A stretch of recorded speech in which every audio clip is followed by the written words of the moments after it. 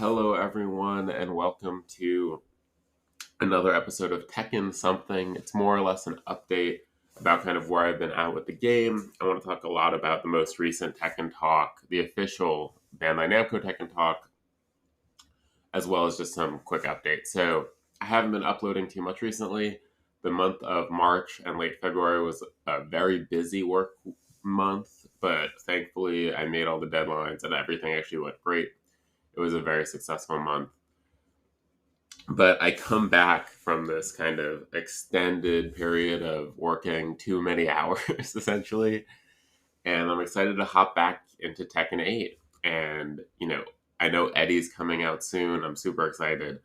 And then the morning, I'm going to, really get back on it.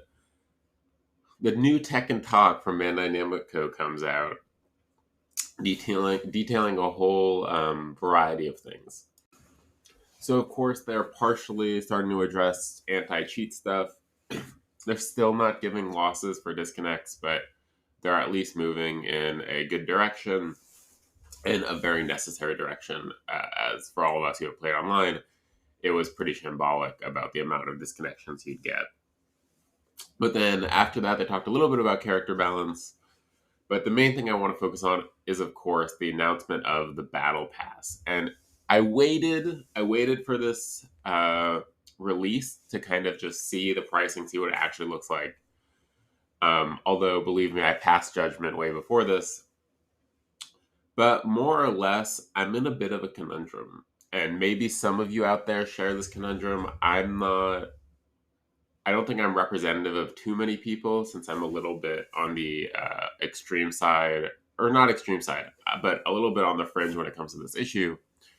But my principles that, I kind of operate by are that I'm not going to play games with this much predatory practices in them. So the reason why I have this principle is it dates back to high school where, I experienced not only FOMO, but I was like prey to EA Sports FIFA games and loot boxes. They're like card pack Ultimate Team loot boxes. I don't know if you know about them, but they are the mechanic that really popularized loot boxes in full price games. And they were so bad, of course, that various countries kind of labeled them as gambling and outlawed them. Now, since then, the AAA industry has gotten worse in many respects. So the loot box trend has kind of slowed down, but the predatory trends have not. We just got a cat, so if you hear a cat, that's the cat. So battle passes, fear of missing out, the currency mismatch stuff, the timed exclusive cosmetic DLC, all of this stuff has gotten worse and worse in AAA games, and games that totally don't have them are few and far between. And though, of course, it limits the library of games I can play, I've more or less decided any game with kind of battle passes, cryptocurrencies, the lot of microtransactions that's a full price game, I will not play. I decided this a while ago. Kind of my limit was DLC expansion packs that are paid but offer non-cosmetic content. Not pay to win content, but non-cosmetic content. If that's the limit of kind of what the monetization is, and there's no kind of in-game coin system, then I will accept it. Or I'll play it. I'll give in to whatever stuff. So for me, DLC characters are actually fine because I know how much work goes into DLC characters and they actually add to the game quite a bit. That's not to say that, I'd be fine if they released Tekken 8 with 5 characters, but I think in terms of their DLC character release date schedule, even though, $10 for a character is quite a bit, and the whole fear of missing out with the early access, stuff is also pretty objectionable. That's kind of where I was like, okay. But then the Tekken shop came out, and I think I made a video about it, and immediately I found myself playing the game less. That was not too, I mean, it was conscious because I was frustrated by it, Because let's just be clear, the Tekken coin stuff, the Tekken shop, we were like totally deceived. I think I personally bought Tekken 8 so excited about the fact that it had none of this junk. Yeah, it had paid DLC season passes, but again, you're getting real characters for that, or you're getting full characters for that, and even though it's expensive, that's kind of within my limit as it's not overly predatory compared to stuff like the currency, the in-game currency stuff. But then we get the in-game currency thing where, again, if you don't want to buy it, it's like, okay, that's great. That doesn't mean it's not a bad practice targeting whales and affecting the game in a negative way.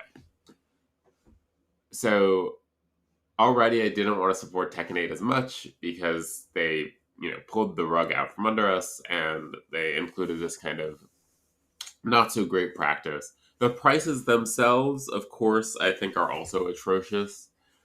And I am someone who wouldn't have as much of a problem with it if the costumes were proportional to the price that they were in game.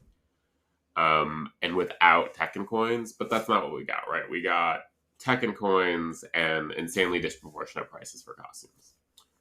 So then a month later, fast forward, we get this latest Tekken talk, and we get the announcement of the Battle Pass.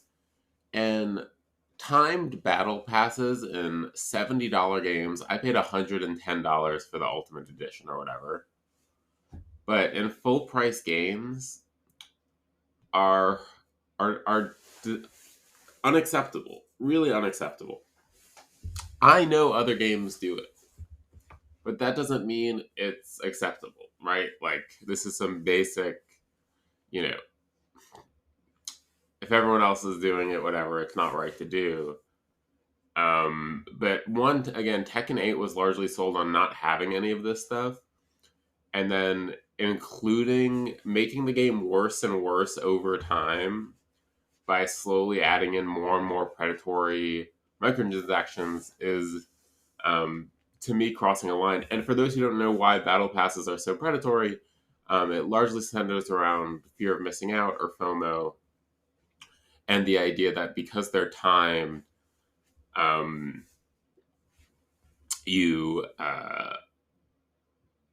many people or some people will feel a pressure to buy something because they don't want to feel like other people have it and they don't. Again, this is often targeted towards children. It's targeted to people who are vulnerable with money and stuff like that, and it's pretty gross.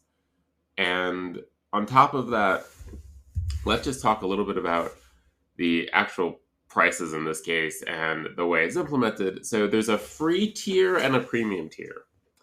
The free tier largely has not very interesting stuff. It has a couple cool items like some avatar skin and a pair of pants. The premium tier, of course, has most of what people would want. So like two-tone hair, right? You need to pay for two-tone hair. And keep in mind, you're paying to play the game more. You've paid to play the game, and now you're on a subscription service essentially to keep playing the game. Anyway, the premium pass is 600 coins. So when you pay for the premium pass, you get like the cooler stuff. But to get 600 coins, you of course need to not pay $5 because that's 500 coins, but $10, which is 1,050 coins.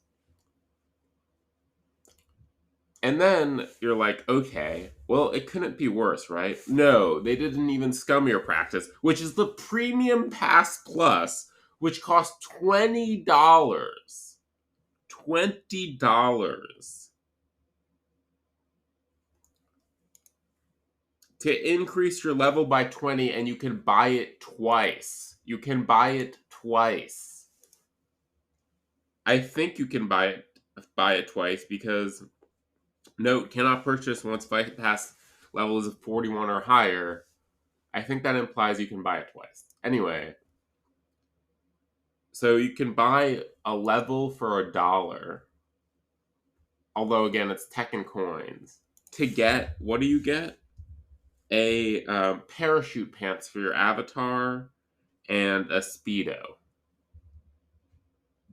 And art panels that have been available in the game to look at for like years. In the case of, I think the Fang Wei one has been out for like over a year, that art. So this has led me to, I'm not sure what to do. I really can't, in good conscience, support Tekken 8. I think that breaks my principles quite a bit. But Tekken is a game I've loved for many, many years now. I think going on like 7 or 8 years I've been playing and supporting this game. It was a part of my childhood also, but unfortunately, Tekken 8, um, at least for me, my philosophy is if it violates principles in this way, I'm going to have to skip it. So we'll see where things go. We'll see where this podcast goes. I might start playing Tekken 7, to be honest. Hop back on the server, see what it looks like. But for now, I will probably be taking a break from Tekken. I don't want to say indefinitely, but maybe indefinitely, and look to play other games. But anyway, thanks for listening. If you listened this whole time, I appreciate it. Or if you listened at all, I appreciate it. But yeah, let me know what you think about the whole monetization stuff and where you're at in terms of supporting Tekken 8 or enjoying the game. I mean, I know Eddie's out. If you're an Eddie main, that's pretty hype. But anyway, talk to you later.